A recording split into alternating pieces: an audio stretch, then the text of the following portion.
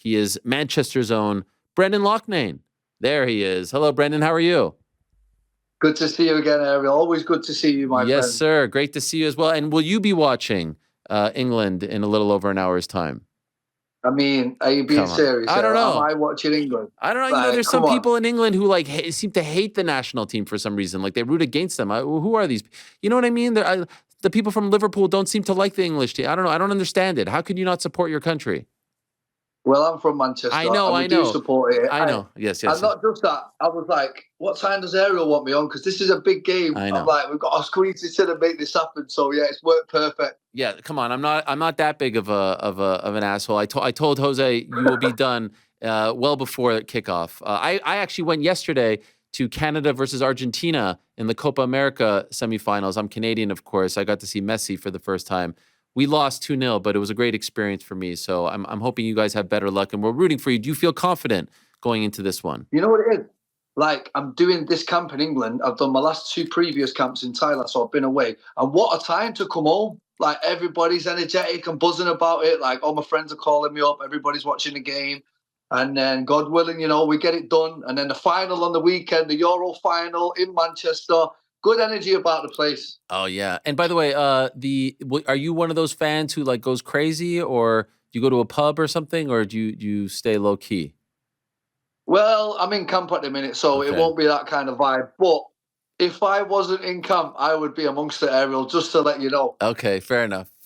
And how do you feel? Are you confident? Yeah, I mean, we've been on and off, but I do think we can win this whole thing. Spain is a tough outing. It's a very, very tough outing. If we get through tonight, you know, it's going to be one of them. Close game, both close games, but we've got a good team. We've got some very young, fast players, and I think we can get it done. I'm confident. If they lose today, if Southgate out, or has he done enough to stick around for the World Cup? I mean, we're very critical in this country of managers. We're always throwing them out the door. You know, I think semi-final, we'll take it for this year, but we won't really because we want to win the whole thing. So he probably will get the exit. But it's crazy. That's just how we are in England. It's all or nothing. It almost feels like if anything but winning the whole damn thing, he's out, which doesn't seem really fair. I mean, we are so critical on our national team. It's unbelievable. Like, unless they absolutely destroy every team, they're the worst thing in the world. It's so hard to be a UK international soccer player, let me tell you. Yeah. Luckily, you don't face that same kind of scrutiny, but you are doing big things on the world stage, and you're coming off that great win. When you saw that cut, there's actually a picture. I think you've probably seen it, where you're like pointing at him as the cut is opening up. This is a gruesome cut right here. I mean, this is nuts. What are you thinking when you see that? So, I mean, the fight started to go my way. I started to get my range and my time. He hit him with a good calf kick, made him switch. And he kept doing this in that stance because I could tell he was southpaw. He wasn't used to being in that stance, but he couldn't go orthodox because his leg was hurting. And he did that. And I thought, oh no, this is a gift. And I just timed it, boom, straight in. As soon as it landed, I just went, I kind of celebrated like I scored a goal. And then I just went, Jason, what are we doing here now? It's over. So, yeah, it was like a celebration. Damn. It was that's one of the worst cuts I've ever seen. That was like, I don't know if you ever seen the Marvin Eastman cut from back in the day. I mean, like that looked like you hit him with a machete. So a well-deserved win for you, and now you move on. And you've talked, you're already back in training camp because I believe your next fight is August 23rd, right, against Kai Kamaka. So you've talked about how grueling all of this is. How is the body holding up?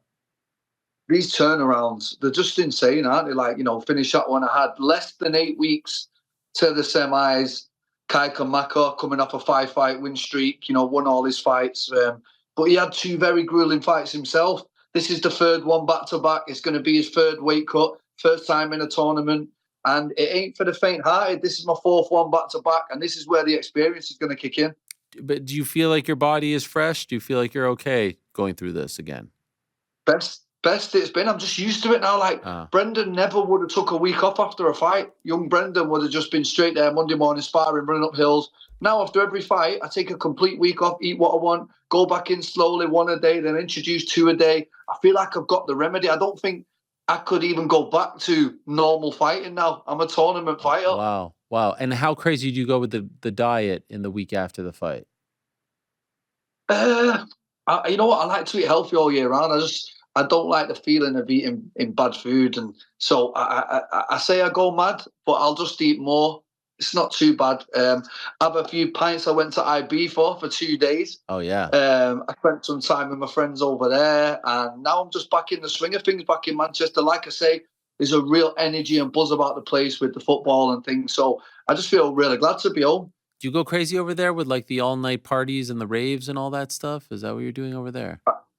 I give it a good go. Listen, I'm Yeah. all in with whatever I do. You know what it is? I don't do anything in life by halves. Right. If I'm having time off, I'm having time off. If I'm training, and that's kind of how I've been so successful. Okay, fair enough. What about that week that you had in South Dakota? You were very sick, right? I mean, yeah, is the cat out the bag now? Do we all know about this? I don't know. I mean, I heard about it. Is this the thing that was supposed to be a Yeah. secret? Yeah, not really. No, obviously, I didn't want anyone to know fight week for Sure. obvious reasons. But yeah, I landed, and then honestly, I was sick as a dog, and I was just like, couldn't get out of bed, being sick. Like, it made the weight cut a lot easier, but I was really bad. Night sweats. It was all happening. It was either a bit of a bug that I caught on the way. Don't forget, it was a 30-hour travel Come from on. Phuket. Jeez. Yeah, Louise. it was ridiculous. Stopping in different places, like just getting boiled eggs out of airports, and it was just a bit all over the place. And then I landed, and for the first, I didn't train at all that week, really. Even all the cameramen, everyone said, "Are you okay, Brendan? You're not your normal self." I Oh, wasn't training. I was ill, and luckily Frank Hickman, my coach that was with me at the time, pulled me through it, got me through that dark time, and then pulled out a world-class knockout. I mean, most people would have turned the nose and pulled out of that fight, but I'm so glad I went through it, believed in myself, and believed in the camp that I'd already had, and just thought, you know what, to switch off from what's going on now because it's going to be all right on fight night, and it was. have you ever had to deal with something like that before, like being super sick on fight week? No, over 50 fights now, and that was the first time I've ever been sick fight week, honestly. Wow. Were you close to pulling out? It was a question at one point when I first got there and it was in its peak. The first 3 days was really, really bad. I'm talking not leaving it like Jose Diaz was on the phone every day. My manager, he's like, Brendan, like, I don't think we're good. And then I was like, and then once my coach turned up, he was like, listen, lad, we're getting this done. Yeah, I'll go and get you some Beechams. Yeah, from the thing. We'll put it down. I've seen you. You've had the best camp ever. No niggles, no injuries. This sickness will pass. But then we had to deal with the weight cut in between the sickness, and it was just like, I'm here now. I'm here. Jeez. You know what I mean? I'm not coming all the way to Soo Falls again anyway. So let's get it done. And by the way, you mentioned like a really good weight cut because of the sickness. I would think it would be the opposite. I understand you're sweating, but how do you run? How do you lose weight while you're super sick? Because I was emptying and emptying and emptying. You know, got it. Oh, it was that bad, huh? It was that bad. Oh, it was complete. I couldn't even. If I sent you a picture, you'd be sick about what was going on. Jeez. What was it? Just like a flu or All something? green, all green. All the insides were coming out. Jeez Louise. And then it was a worrying time. It was, but to come out of a week like that with a highlight reel knockout, Yeah, couldn't get any better. it sounds like you have no interest in going back to Sioux Falls. That you weren't blown away by it. Just to touch on the last bit as well. Here's the problem, right? If I would have pulled out of that fight, if you're in UFC or you're in Bellator or you're in somewhere else, no worries. Put him on a month later, 2 months later. That would have been Brendan out the tournament. Yeah. And that's me sat around again until the next tournament starting April next year. So it's this tournament thing. You have to just weather storms. There's constant storms that come your way, and you cannot miss that date at any point.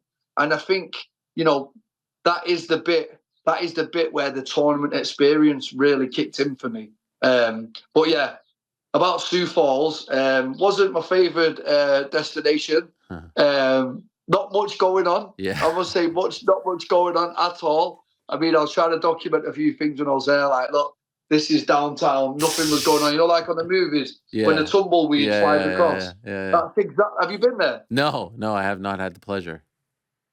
Yeah, well, I thought with the Bellator thing and all that, you might have touched base in Sioux Falls, but it's definitely ticked off the list now for future reference, and won't be going there anytime soon if I don't have to. One of them ones. How many flights, by the way, from Phuket to Sioux Falls? Phuket, Dubai, London, Chicago. Oh, geez. Chicago, Sioux Falls. Yeah, because it's not an international airport. Yeah. It's like a little small place, so you have to go to the nearest hub. which was Chicago. Then you've got the wait times in between each flight. Then the last one got cancelled, so I had to stay in Chicago. It was just a whole thing. And anyway, yeah, it was a bit of a I don't know. It was like, is this going to work out in the end? And sometimes you just got to trust the process.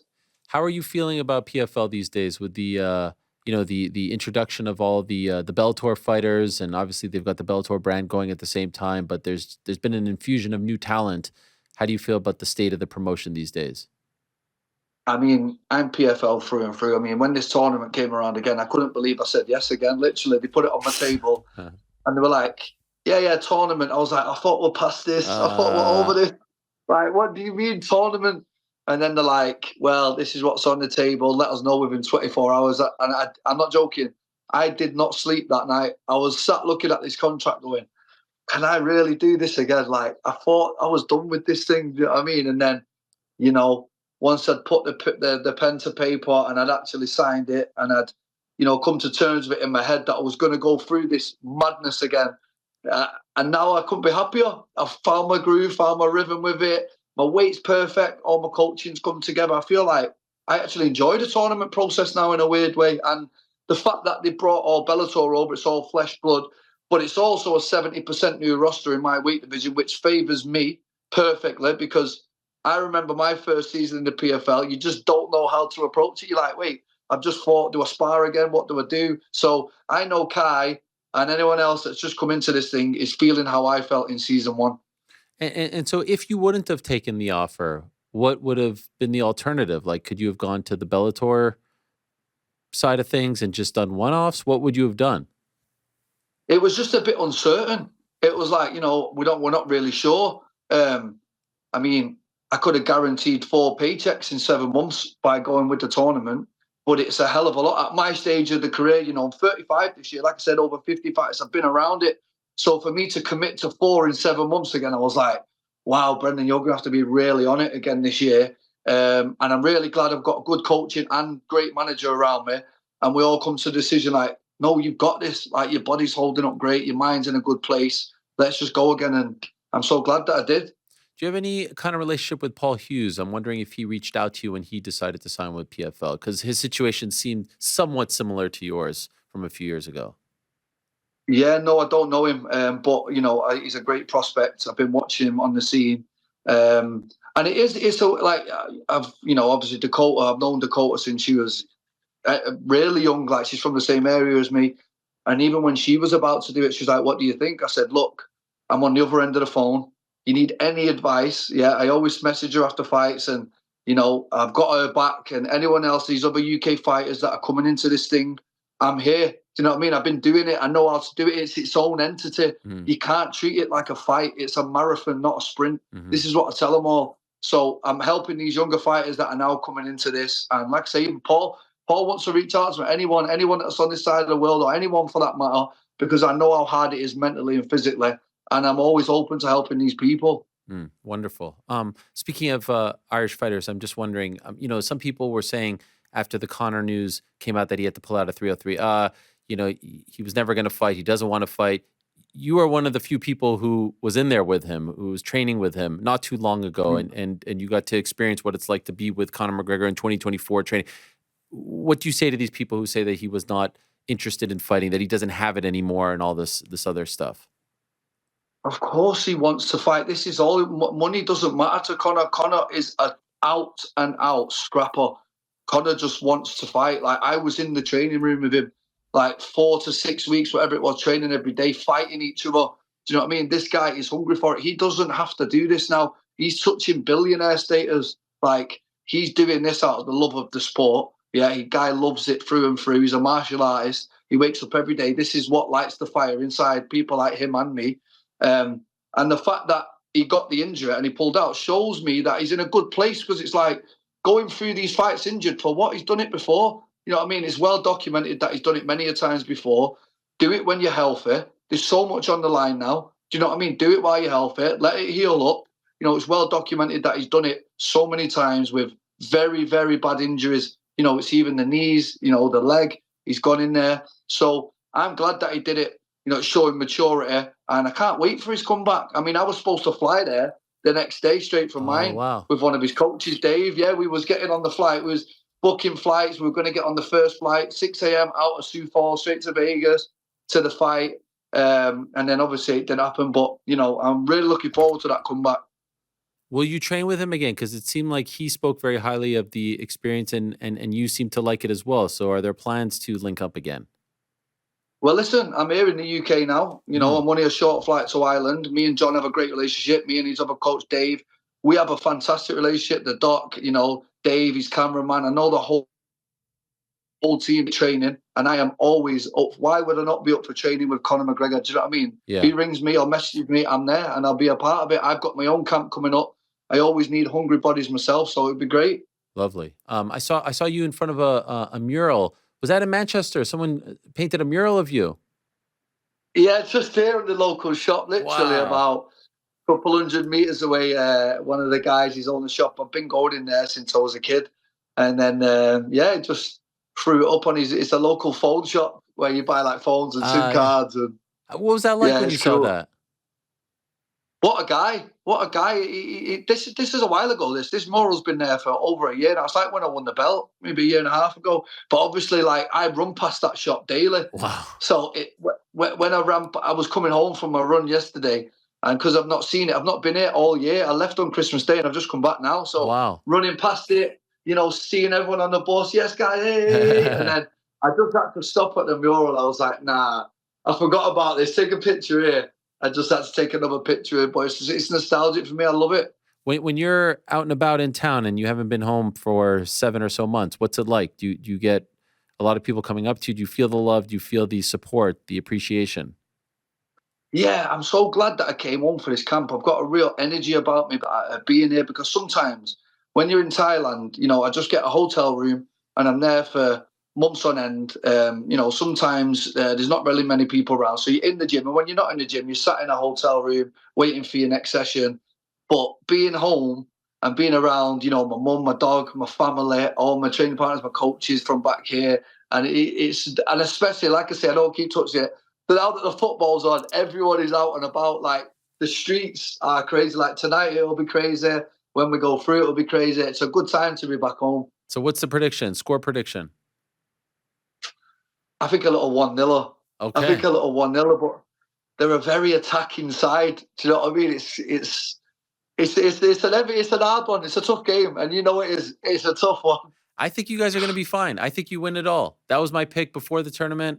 I think you figure it out. Too talented. You guys are too, and I know a couple of those by the skin of your teeth you have survived, but I think you guys are too talented. And it was great to see them prevail on PKs a couple of days ago. I was very happy to see that, especially some of the guys who the fans turned against a couple of years ago. The fans are too hard on these players, man. I know they're millionaires, but No, come on. They're all good guys, I feel. They're good people to support. You have a good group of people on the squad, I feel. no. Let me just say, these English soccer fans, football fans, are fickle. Like Yeah. they can't do any right. Even if they win it, they'll find some kind of criticism in this country. I'm just telling you, that's how it is as an Englishman. Like that is how it is over here. But I must say, it's coming home, innit? We've got another world title coming home. We've got a Euro coming home. Leon's going to do it. Tom's going to do it. It's a good time to be in England right It now. is a good time. And perhaps Dakota is going to do it as well. Sorry, Dakota as well. There it is. You know? How could you forget Dakota? Great stuff, Brendan. Enjoy the game later today. Congrats on the big win. Congrats on the season so far. Things going very well for you, and looking forward to the return at the end of August against Kai Kamaka. Thanks as always.